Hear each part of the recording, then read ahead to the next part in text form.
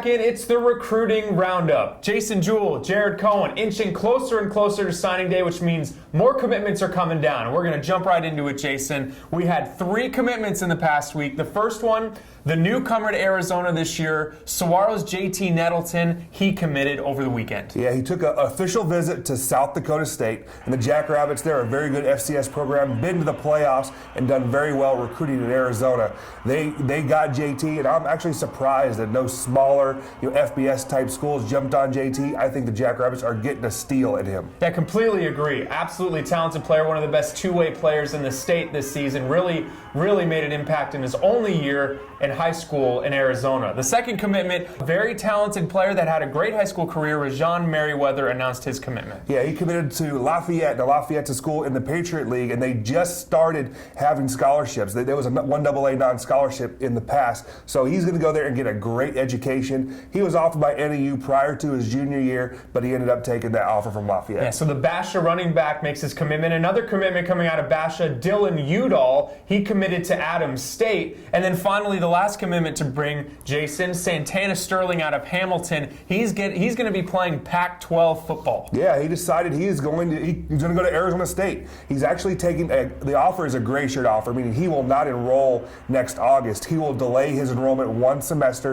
and enroll the following January. What is the impact? What's the benefit in doing something like that in the long run? Well, as long as he stays part-time in school, he'll never start his eligibility clock. So he can take a few classes here and there and boost up his GPA. Not that his GPA is bad because he had several Ivy League type offers, but he can get some school under his belt and then develop in the weight room for another semester. And the final commitment to bring this week, Jason, is a great story coming out of your football squad, Glendale Community College, and a local player at that announcing his commitment. Yeah, I don't know how local it is, but Jaron Ertel, who played offensive tackle for me, he's from Baghdad High School. If you've never been to Baghdad, it's in the middle of nowhere. There's only a copper mine there, but they were the Division VI state champs this year. Jaron played for me, or enrolled 3 years ago as a 6'6", 220-pound tackle. He's up to 280 pounds now, commits to Boise State, and is the first Division I player in the history of Baghdad school. Yeah, Baghdad, Arizona, that's local. I mean, I've never been there. I don't know how many times you've been there, but that's local. It's very exciting. The first Division I commitment out of Baghdad. That's pretty cool. Yeah, it's amazing school history.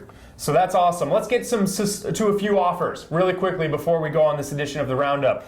Not much more to say out of Christian Kirk and Andrew Mike than we've already said, but they pick up a very substantial offer in the past week. Yeah, you don't see Florida recruiting Arizona very often, but both got an offer from the Gators. I think the connection comes from Coleman Hustler, used to be at the University of Mexico and recruit Arizona. He got a job at Florida, so I think he's going to try to keep his Grand Canyon State ties. And then Logan Palmer out of Marcos Teniza, he picked up his first offer. Yeah, first offer coming from the Big Sky, was offered by Idaho State. He's a player that had a handful of Division II RMAC type offers, but gets that Big Sky offer.